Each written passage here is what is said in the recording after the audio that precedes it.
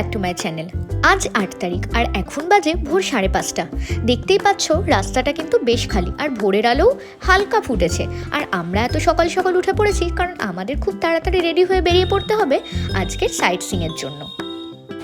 Hello everyone, good morning from Haridwar.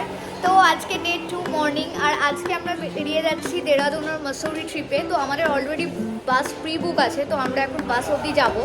আর এখানে আমরা সবাই রেডি হয়ে গেছি আর এখন বাজে প্রায় 7:15-20 এরকম। আর তো আমাদের বাসও ওরকমই বুক আছে 8টা নাগাদ। তো চলো দেরাদুন মসৌরি ট্রিপটা স্টার্ট করা যাক।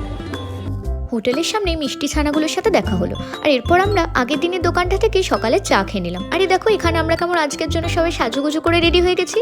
এরপর একটা রিক্সা ধরে চললাম বাস স্ট্যান্ডের দিকে।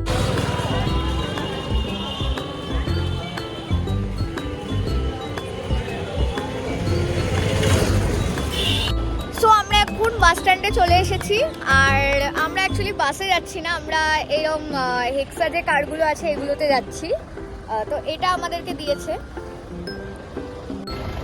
তো আমরা উঠে পড়েছি আর এখানে মা আর বাবা বসেছে, ওখানে বড় মাসি দিদি ভাই, এখানে কল্পনা আন্টি, এনার সাথে আমরা এসেছি রিজু, আর ওখানে আঙ্কেল বসে আছে আর ওটা আমার সিট মিডিলে।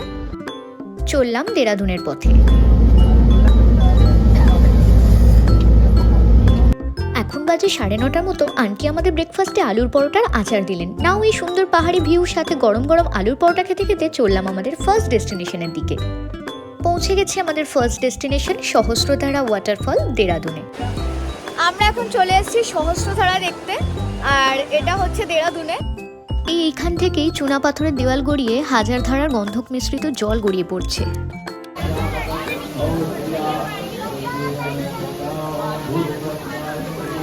আর এই হলো দ্রোণ গুহা শিব মন্দির। এখানে নাকি দ্রোণাচার্য বহুদিন তপস্যা করে ব্রহ্মাস্ত্র পেয়েছিলেন আর ঠিক এর পাশেই হলো সহস্রধারা জলপ্রপাত।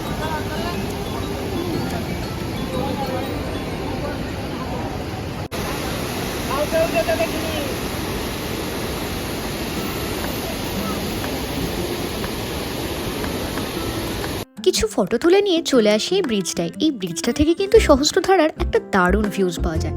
আর এরপর আমরা কিছু জল নেব বলে একটু নিচে নেমে যাই। এখান থেকে আমরা সহস্রধারার জল ভরে নিয়েছি, তো জল এবার ক্যারি করে নিয়ে যাব শ্রীরামপুর অবধি। এবার যাচ্ছি সেকেন্ড লোকেশন। সো আমরা নেক্সট ভিউ পয়েন্টে চলে এসেছি দেরাদুনের আর এটা হচ্ছে প্রকাশ শিব মন্দির। এটা স্পেশালিটি এটাই যে এখানে কোনো পুজো হচ্ছে হয় না, এখানে কোনো ফল মূল প্রসাদ দিয়ে পুজো হয় না। এখানে বাবার প্রসাদ হিসাবে চা পাওয়া যায়। এখানে আমরা বাবার দর্শন করব আর চা খাবো। যারা চা লাভার আছো তাদের কিন্তু এই মন্দিরটা একবার না একবার ভিজিট করতেই হবে।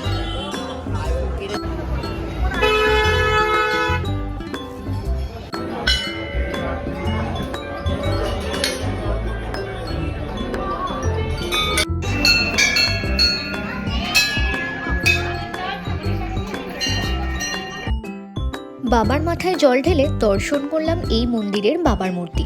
আর এই হলো সেই জায়গা যেখানে বাবার প্রসাদ হিসেবে দুধ চা বিতরণ করা হয়। বেশ অবাক হলাম এমন একটা রীতি দেখে। এই শীতের জায়গায় বাবার দর্শন করতে এসে প্রসাদ হিসেবে 1 কাপ গরম চা পাওয়া কিন্তু সত্যিই দারুণ ব্যাপার। যাই হোক, দেরাদুন ছাড়িয়ে এই জিগজ্যাগ রোড দিয়ে এগিয়ে চললাম নেক্সট ডেস্টিনেশন মসৌরির দিকে। ভিডিও আসছে নেক্সট ব্লগে। Stay tune for more updates and please hit the subscribe button to join the spiritual journey with me. আর হ্যাঁ, ভিডিওটা ভালো লাগলে কিন্তু একটা লাইক করে দিও। Thanks for watching.